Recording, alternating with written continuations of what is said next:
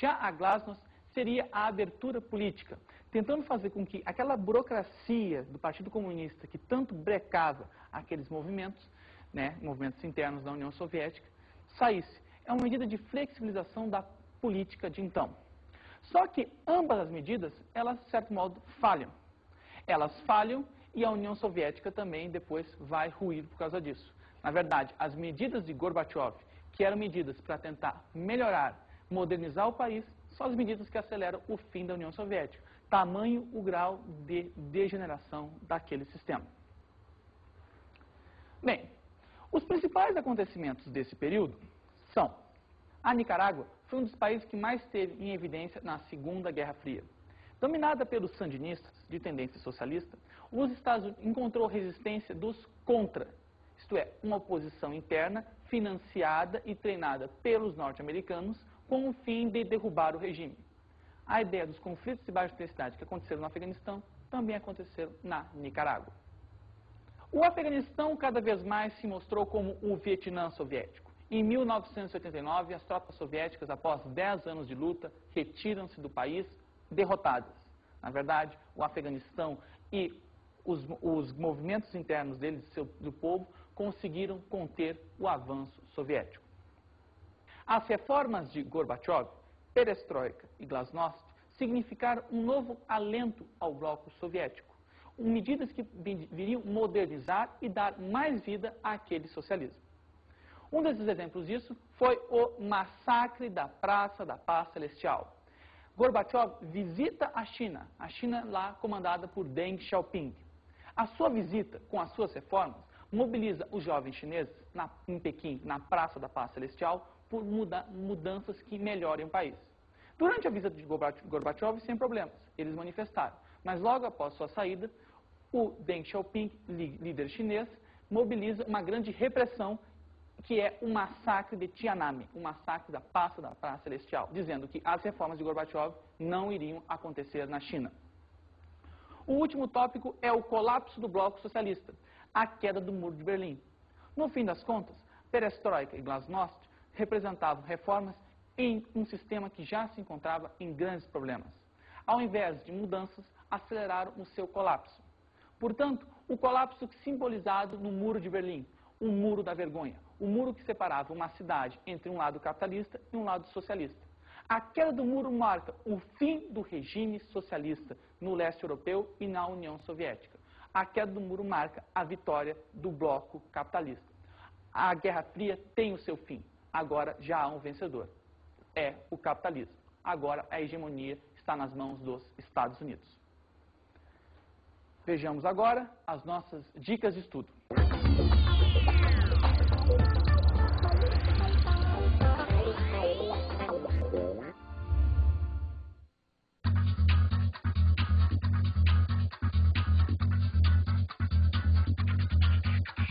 Gente, nas dicas de estudo de hoje, umas recomendaçõezinhas básicas.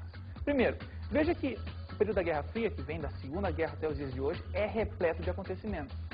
O ideal não é decorar acontecimento por acontecimento, mas sim entender a dinâmica lógica maior na sociedade daquele momento. É isso que nossa aula ajudou. Outro detalhe, os filmes são muito interessantes para entender esse período. Recomendo basicamente 2. Um filme que mostra esse período, que é o período da Guerra Atômica, Doutor Fantástico, do Stanley Kubrick. Muito bom, vale muito a pena. Um outro filme que mostra bem o período da Segunda Guerra Fria é o Rambo. Sim, o nosso amigo Rambo, principalmente o Rambo 3, que é o Rambo que luta lá dentro do Afeganistão. É muito interessante perceber até que ponto o cinema ajuda nisso. Bem, qualquer coisa, dê uma olhada no seu material, que ele também tem outras informações a contribuir. No mais é isso, a gente se fala. Grande abraço, pessoal.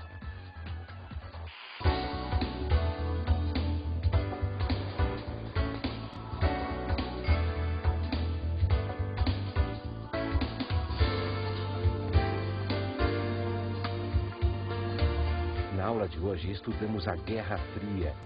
Falamos sobre a primeira fase da Guerra Fria. A Primeira Guerra Fria corresponde à fase inicial desse conflito. Nessa fase, o que está em jogo é a reestruturação do mundo após a Segunda Guerra Mundial. Evitar o avanço do socialismo em países que antes não eram, por exemplo, a Europa. Vimos o período de coexistência pacífica. A coexistência pacífica é o segundo período da Guerra Fria. É o período menos radical, mas lembre, não é um período pacífico. É o período no qual nós temos a corrida espacial, nós temos a Guerra do Vietnã.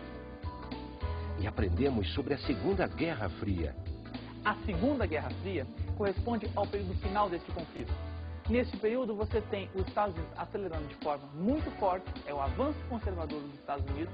A União Soviética tenta reagir, mas acaba não conseguindo e ruindo. É o período final da Guerra Fria, é quando os Estados Unidos acabam vencendo o conflito ideológico. Bons estudos!